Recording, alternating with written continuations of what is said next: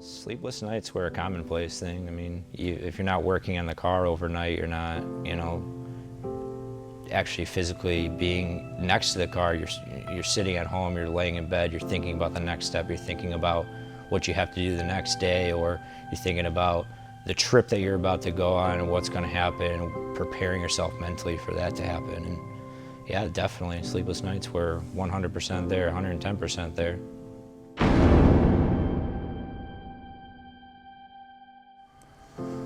So why do we do all this? It's an immense challenge. It's, we work on GTRs, we work on these cars, we want to go faster. And how else you measure things by going faster at a drag strip especially is then trying to break certain barriers. And everyone's racing to get to that certain, point and go faster and faster. And the first, I guess, real kind of threshold was the 9-second barrier with the GTR. At that point, there's a lot of unknowns about the car. I think when it first came out, they were saying you couldn't even change the tire size in the car. Otherwise it'd throw codes or, have errors, go into lit mode. And so everything was kind of forging into the unknown with electronics and with tuning, components on the car, engine, transmission. It was, a dual clutch transmission too. It's all brand new. And, everything was an immense learning process. So getting the 9s was pretty big for us. We're developing our own parts, the Alpha line of turbo kits. At the time we just started getting into that. We kicked ass. We went 9s in Texas 2K right in front of everyone. It was kind of started us off on that path. Okay, let's go further and further. And we always knew we had to be the first to every milestone.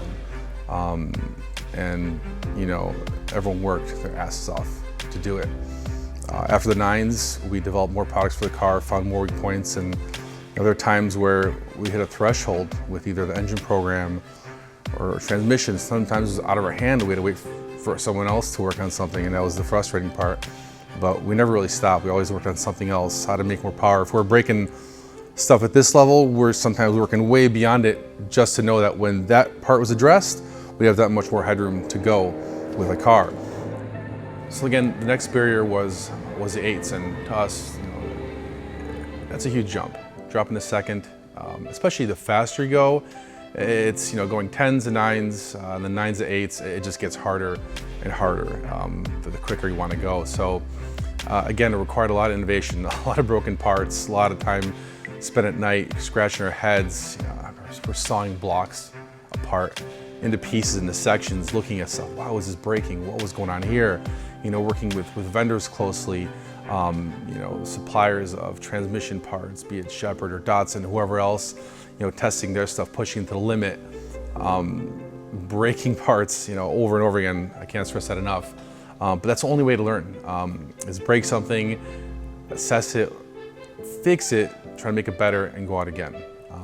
That trickles down to all the parts that we make. But again, without pushing those barriers, you're just not going to know. So I think at that point it was Alpha 12 powered car, and we went 8s. That was probably 4 years ago, roughly. At the time, that was a huge milestone for us. And when that happened, you're like, oh my God, 7s? No, that's gonna be so hard to do. But again, you can't stop because everyone else is pushing. Every other shop is chasing us, going faster and faster, and you can't rest, and that keeps driving the team, the people in the program, everyone here. So again, we went to work. We thought we'd stop at Alpha 1,300 horsepower. That's so much horsepower. At that point, well, that'll probably be good enough. But cars work and performance works. It just doesn't stop there. So after the 8s, naturally 7s, and again, huge jump. Dropping a second at that point is a massive accomplishment, massive goal to get to, especially with these cars that are so heavy. So at that point, it made sense to have our own car, and that car was dubbed Omega, which I think everyone knows. That was the test bed of pushing everything to the extreme with the GTR platform, and we did that.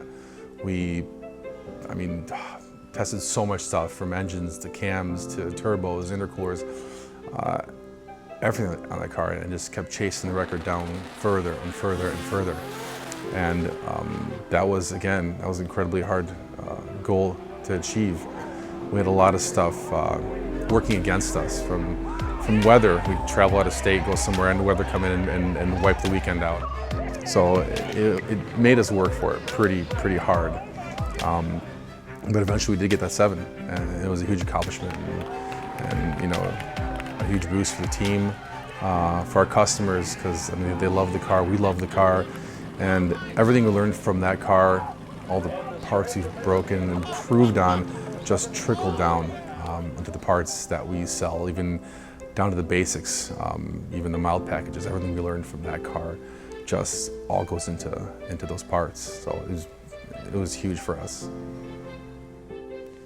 The second goal and us achieving it as a shop was huge, just to continue the dynasty that is, you know, the first and the 9, first and the 8s, first and the 7s, and then obviously this first and the 6s. That, I mean, the car, not say it wouldn't be worth it without it, but it made it that much better, and it made it that much more worth it to everyone involved. Once we ran the 7s, we knew, well, a lot of us talked about 6s. We can try. I don't know if we're gonna get there. It's gonna be incredibly hard to do. And we knew if we hit the 6s, that would be the ultimate milestone. Because in a unibody car, it's GTR, still keeping the factory drivetrain, there's no way you're going 5s in the car. So we knew 6s was the pinnacle, was kind of the end of the road as far as reaching, you know, and breaking those barriers. At that time, we had a customer, Gideon, who was super energetic, enthusiastic, loved the competition, loved racing. And we had a talk with him, and he wanted to go for it. He wanted to build a car to go faster and faster. So, like, let's team up. Let's work with he's a great customer. A lot of people like him because they see the enthusiasm, the fire in him to go faster. And we worked on a program with him to build a car to go over the 6-second barrier. And man, that was a doozy. That was, you know, again, everyone was going for it. All the shops. I mean, there's shops in the US, there's, you know, ETS, there's T1, there's shops, you know, eCanoe, overseas, you know, Performance, Alpha Logic. Everyone's building these crazy cars, and you step back and look at it and like, that's insanity. What the hell are we doing? You know, and at first you don't realize it because you're chasing that dream, trying to go that fast. And you know, getting the car well in the 7s was quite a bit of work, and then you start getting down to lower 7s. Man, the complexity and heartbreaks and stress and financial devotion just ramped up. And you know, I think a lot of people don't see it, haven't seen it, and wouldn't understand kind of what it took. And you know, giving a little glimpse now of and what some of the teams have done also, of what it takes to get there is just, again, from the outside looking in, a little bit insane. But so is all the stuff with the cars that we're doing. This is kind of crazy. So yeah, I mean, it was an immense amount of hard work, ingenuity, sometimes brute force of getting there. And you know, every time one team went out to try to get the record, you know, not that any of us were any ill will or bad luck on anyone, but we're like, please don't do it. We got to do it. We got to be the ones to hit that, you know, hit that 6-second pass. And you know, crazy respect for everyone who did it, because again, we know what they were going through. We talked to some of them, and you know, teams were posting up the failures, the issues, and man, it just, knowing what they're going through, being there, it was gut-wrenching at times. And it was stressful, knowing that, hey, they had their turn now it's our turn. We go out. And knowing the odds they were going into was, like I said, it was incredibly stressful, because you know the chance of breaking apart or something bad happening was pretty high.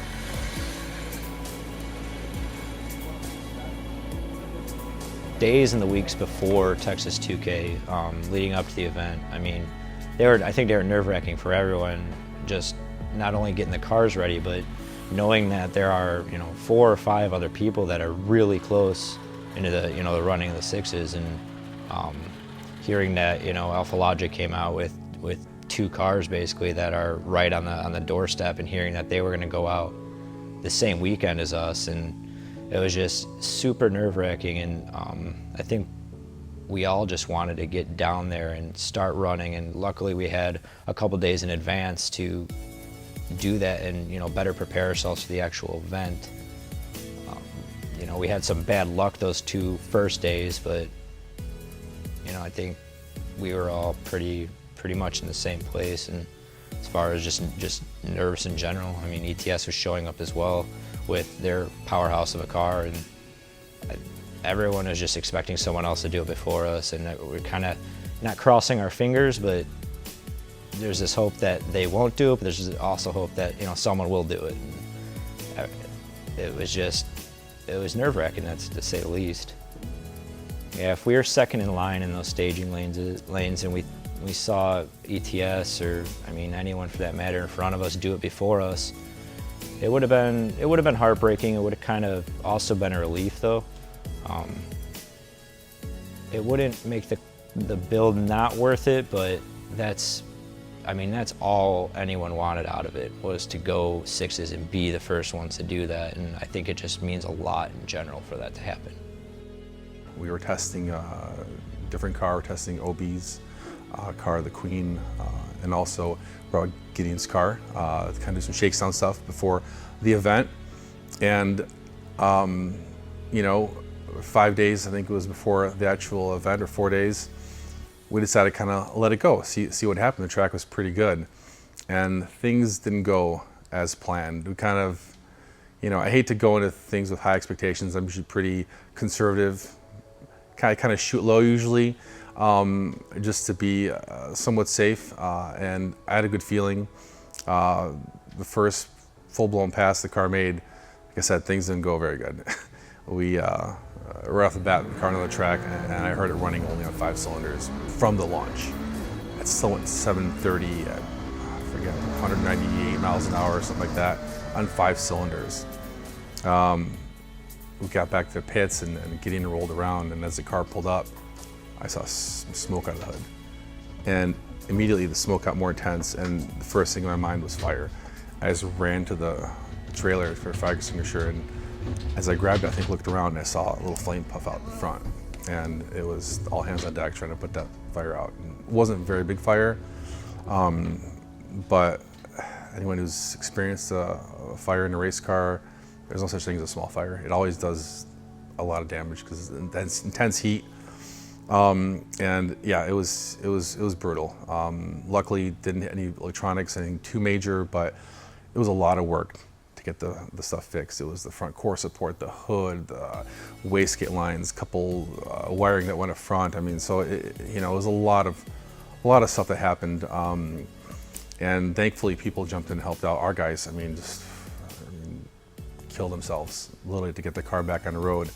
Tony at T1, we called him like, hey, you got core support in stock? You got just random factory body parts? Like, yep, got and drove down to Dallas one day, picked up parts, came back. Other shops offered us a place to work. Everyone pitched in. OB, their guys brought out lights. We're setting up lights over the car just so we can work through the night. I mean, everyone just saw what we were doing. I think had the fire in them too. Poor choice of words there, but they're helping us get the car back on the road, and it did. We got it back up and running.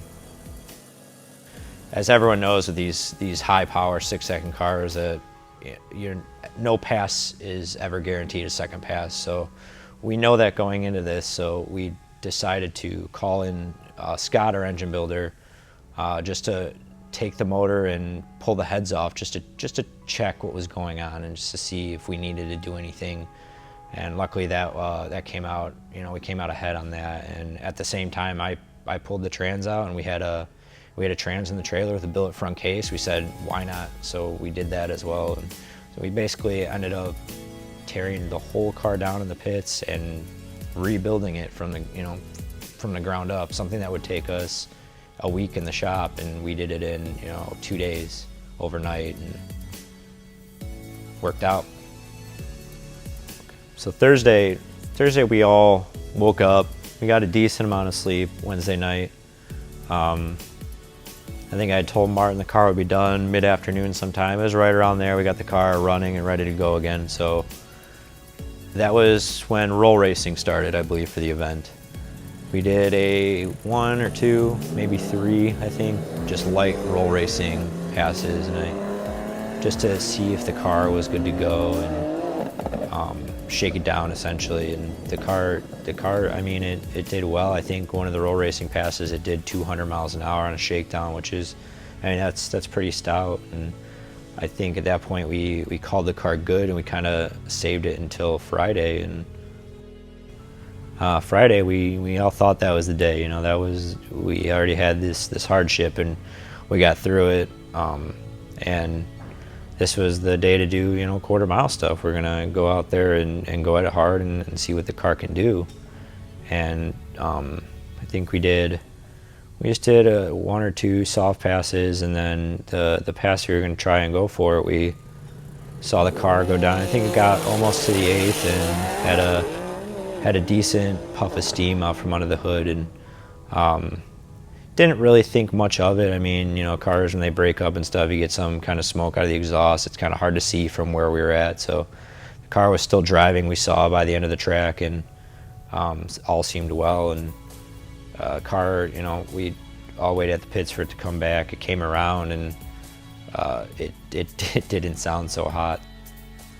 So what happened on that pass right around the 8th mile is the freeze plug on I believe the passenger side. Yeah, the passenger side head blew out the front of it, and obviously voided the whole cooling system of water.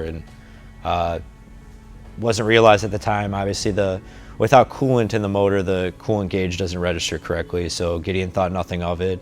The car, I mean, seemed fine to him. It seemed fine to everyone else until we got it back to the pits and we heard the dreaded noise. And at that point, you know, we kind of saw water everywhere in the under trays, and we assumed the worst and assumed what happened. And you know, that's what happened. Is the motor got extremely hot, and it got to the point to where it was unusable. So here comes another long night. In our physical state and our mental state at that point, it wasn't the best thing that could happen to us either. So, you know, I started doing what I do, and just pulling the car apart and doing what I can as fast as I can, knowing that we were on limited time, especially because the event was starting the next day, for us at least. And just having the people around me to help out, it was insane, because I was telling people at the event, and a few people can vouch for the way we looked. Everyone was telling me how good of a job I did, and I'm like, it wasn't just me. I'm like, I was a zombie. I don't think a single zombie can build a car. But then, you know, I brought up the point that a team of zombies could, and that's exactly what we were. And you know, the people that saw the video that we released a week ago, that video kind of details what exactly we were feeling, and that was 100% real. I mean, everyone was at their wits' end with their bodies and their mental strength. I started getting mad at people because they were depressing me because they were falling asleep. I was telling people to go back to the hotel. I think I got a little snippy with Larry at one point. I'm like, you need to leave because I'm not gonna be able to get this done if you're falling asleep next to me. And it was absolutely insane.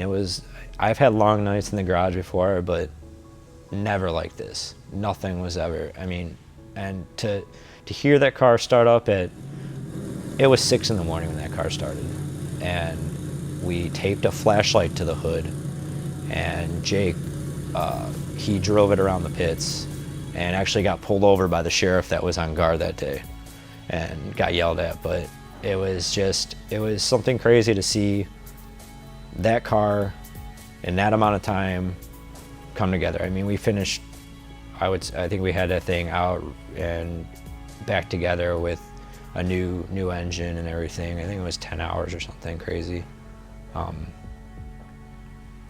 it was definitely an experience. It was magical, I guess one would say, and it gave us, to hear that first start, it gave us that extra push we needed to come back to the track in 45 minutes. I want to say it was Friday night, but it was definitely 6:30 in the morning. We got back to the hotel, and on the way back, we were talking about just going out to breakfast and going straight back, but at that point, the three of us that were left, we were covered in coolant and oil and sweat, and we needed new t-shirts, and we all just kind of were in a silent agreement. When we got back to the hotel, we just went straight up to our rooms, and I think I took a quick 3-minute shower, and while I was waiting for Larry to get out of the shower, I fell asleep for the amount of time that he was in the shower. And then we had to get right back in the car, go get our morning coffee, and go right back to the track. The event was open at that point. It was pretty busy. Everyone was stopping by, you know, checking up on us, offering us food, and just Saturday had this buzz around it, and we all thought that as well. Not only because, you know, the hardship we went through and the fact that we got the car done, but we had nothing left. I mean, it was do or die at this point, and I just remember going into that first test pass. We were sitting in the pit lanes with all of our guys, and I think the ETS guys were up there, and everyone was just kind of talking to each other, joking around about how we all wish someone would do the 6, and just so we can all, you know, rest and relax and get over it. And everyone wanted to be the first ones, but everyone also wanted someone else to be the first ones, just to have it done. I remember just huddling with our team there. We've never really done something like that before, and it wasn't forced. It wasn't anything like that. But I think we almost even did a little chant like you see in, you know, the Super Bowl or something. And it may not be that important to people on the outside, but to us, it's huge, and it is our Super Bowl. And that first test pass was, you know, ridiculous. We didn't really expect much to happen. The car was on, you know, in our terms, it was low boost, and we expected the car to do a 730, 740, and we saw that 708 come up on the screen, and we all almost went as crazy as we did for the 6, and we knew it was on at that point. We absolutely knew it was on, and we had to give the car the business the next pass, and, you know, we did it, and it worked out for us. You know, the hard thing about going these races is I'm away from the family, and sometimes it's a short race, it's a couple days, you know, 3-4 days. This time it was going to be, I think, 8 or 9 days. So, you know, I've tell my kids. My youngest son is 2.5. My oldest is 4.5, and you know, they like cars. They you know, they like coming to shop, seeing the cars. They can spot a GTR, you know, a Porsche or whatever else. You know, and I was telling him, hey, I'm going to Texas to race. You know, I showed him videos of us drag racing, and they just want to see it over and over again. And he's like, Daddy, I hope you win. I hope you win. You know, and you know, I always think about my family when I'm a race. I want to make them proud. I want to let them know that, you know, what I'm working for is, you know, I'm representing them, everything I do in life, the hard work that goes into this stuff. You know, I just want them to be proud of it. And my wife called me actually when we were in Texas and said, did you tell Roman that you're going for 6s? I'm like, no, I just told him we're going to a race. I didn't even go into the whole, you know, 6, he wouldn't understand. He's like, because he's like, I hope Daddy goes 6-7. I'm like 6-7. I'm like, that'd be sweet if it went 6-7, but I mean, it's a 6 alone would be great, but it was just kind of funny that he would say that without knowing, you know, anything about even the concept of I think to him, even the lower number being faster to him probably would confuse him. But yeah, that was crazy, like hearing him say that, you know. And it's funny because I think in my pocket on that race trip, I remember putting my pocket, I'm like, what the hell is this? And looking down, it's a little Lego. And sometimes when I'm playing with them, something like that, I would put the Lego in my pocket, and just by chance that trip I had Lego in my pocket, so that kind of reminded me of my kids and my family the whole time I was there. You know, and I know they're back home cheering us on, rooting for us. Everyone had the same feeling though, that we need to give the car what it's got and just let things fall into place. And and people might disagree with me on this, but for the first time we were all on the same page. And it showed. I mean, it did. Pulling up to this, well, before we pulled up the staging lanes on the 6-second pass, I remember just talking with the team in the pits and knowing we wanted to get up there first. Knowing we wanted to be the ones on that next set of tests and tunes, or I think it was qualifying at that point, knowing we wanted to be the first ones in line, because there was another contender there in ETS that has all the capabilities in the world to do it before us, and the first is what everyone's going to remember, and we all found that super important to us. So there was a time where they called us for the staging lanes, and I mean, we had the car ready at that point, and we just wanted to get it right up there as fast as we could. And then making that turn right out of the staging lanes into the tunnel was something else. I mean, the previous video kind of shows it, but the whole thing was cinematic. I mean, pulling the car slowly through the staging lanes and then into the tunnel, we kind of had to stop there and wait for Jason to get the track prep done. And in that time, there was just the car was engulfed with people under the lanes, and everyone had a buzz around. Not only us, but ETS was right behind us. So this was in the GTR world, this was the holy grail of racing. And it felt like an eternity sitting there, watching Jason prep the track, drag it, spray it, drag it again.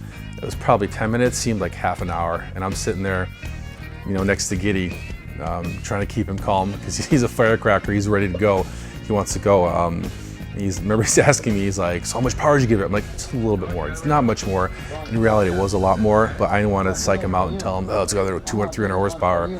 So I just told him a little bit more, just do the same thing you did last time. You did great. And just try to keep him calm, keep myself calm, because I was dying inside just waiting for our turn. And when they finally said, hey, track's ready to go, lined up the car. I remember I was sitting there with OB's car. Ivan and I were sitting there kind of holding the hood up on the car, high enough to let some heat out, but low enough to where maybe Haig can see a timing board still. We're sort of sitting there, and I could just kind of see the car over the tops of people's head a little bit. And I heard it launch, and then just from listening to it and hit its first 2 gears, I knew that was a good pass. It just put all the power down, didn't spin too much, and I'm like, this is it, it's going for it, and hit her 3rd gear, and then 4th gear, and I heard it kind of popping, riding a revel. Why is it riding over? I'm like, no. And inside I knew, I'm like, that's gonna be a really damn good pass. I mean, the short track, the first couple years where the 8th mile makes all of it, So I knew that was good. At the end, it's kind of breaking up, and the timing boards there are kind of strange because first your speed comes up. So I think Peter even announcing, he's like, oh, it's down on power, and I see 196, and again, it seemed like 30 seconds before the time popped up, and then, when it did pop up, I just lost my shit, man. I didn't even believe it first. I think everyone ran towards the car, and I got weak-kneed. I couldn't even run. I was kind of like, man, all the stress and pressure and everything that built up over the past year, all just kind of just dropped. And I think I just walked slowly over there, like hunched over, looking down, like just shaking my head in disbelief. Like, we just fucking did this. We just did this. Yeah, dude, that was the relief, knowing what you just went through, what the guys went through, the anguish, made that accomplishment that much sweeter. I don't know what we would have done if we didn't do it. Because, again, all the hard work, the blood, the sweat, the tears, the agony that went into that, I mean, thank God it worked out.